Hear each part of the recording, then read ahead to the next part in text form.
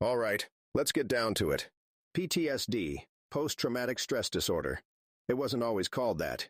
Back in the World Wars, they called it shell shock, and in Vietnam, it was combat fatigue. Fancy terms for the same thing, trauma you don't walk away from, even if you leave the battlefield behind. Now we've got a new word in the mix, complex PTSD, or CPTSD. That one's for folks who've dealt with long, repeated traumas. It's not just one bad day, it's years of them. For veterans like me, PTSD often comes from combat exposure. You see terrible things out there, loss, chaos, violence. It sticks with you. But let's not forget the other wounds our brothers and sisters face. Military sexual trauma, MST they call it. It's more common than people think, and it's its own kind of hell. Then there's the relentless grind, separations from family, moving around, or just feeling isolated, even when surrounded by folks in uniform. And if you've lived through repetitive trauma, bad childhood, rough relationships, you're looking at CPTSD territory. Here's the distinction. PTSD, the classic version, messes with your brain. Intrusions, flashbacks, nightmares, you name it. But CPTSD? That's a different beast. It digs deeper into how you see yourself, how you feel things, and how you connect with others. Emotional regulation? All over the place. Trust in relationships? Pretty much shot. But either way, this stuff isn't weakness. It's an injury, plain and simple. So, let's talk about how PTSD really works its way into your life, breaking you down piece by piece.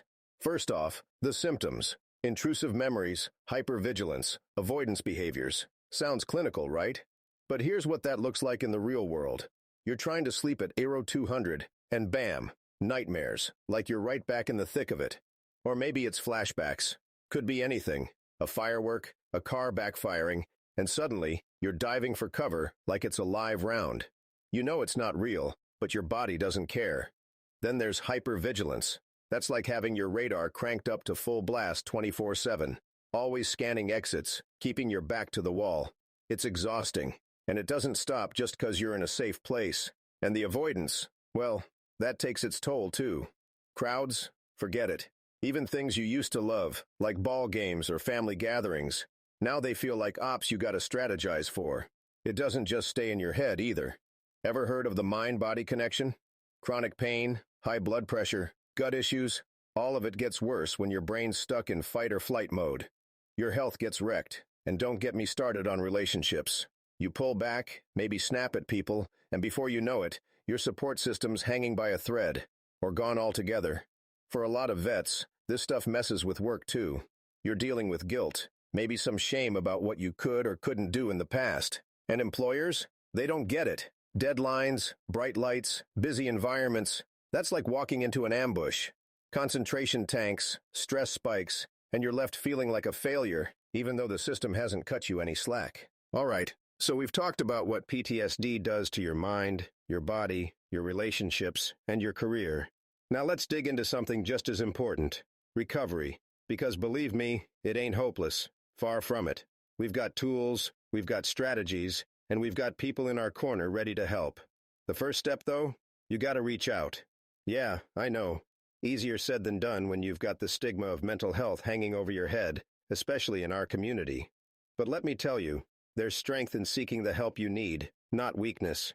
Don't let anyone tell you otherwise. Now, about the treatments. There's cognitive processing therapy, or CPT, trains your brain to stop those intrusive thoughts from running the show. Then there's EMDR, eye movement, desensitization, and reprocessing. Now it sounds fancy, but it's all about helping you break free from the grip of traumatic memories. And for a lot of folks, somatic therapies make a difference. Stuff like yoga, meditation, and practices that get your nervous system out of fight-or-flight mode. But recovery is not just what happens in a therapist's office. Programs like the Veterans Crisis Line and local peer support groups are lifelines. You don't have to go through this alone, because trust me, there's power in connecting with folks who get it, who've been in the same trenches, figuratively speaking. These communities, they build resilience. They remind you you're not defined by the worst days of your life. You're defined by how you face what comes next. And look, recovery isn't some straight path where every day's better than the last. It's hard, damn hard, but it's worth it. For you, for your family, for the brothers and sisters who are looking to you, whether you realize it or not. So, take that first step. Find someone to talk to, be it a buddy, a professional, or a group. Just don't sit there and let this thing win. On that note, that's all we've got for today. Remember, the fight for your mental health is just another kind of mission, and missions take planning, teamwork, and grit. You've got what it takes. You proved that long ago. Stay strong, stay connected. Until next time, take care of yourselves, all right?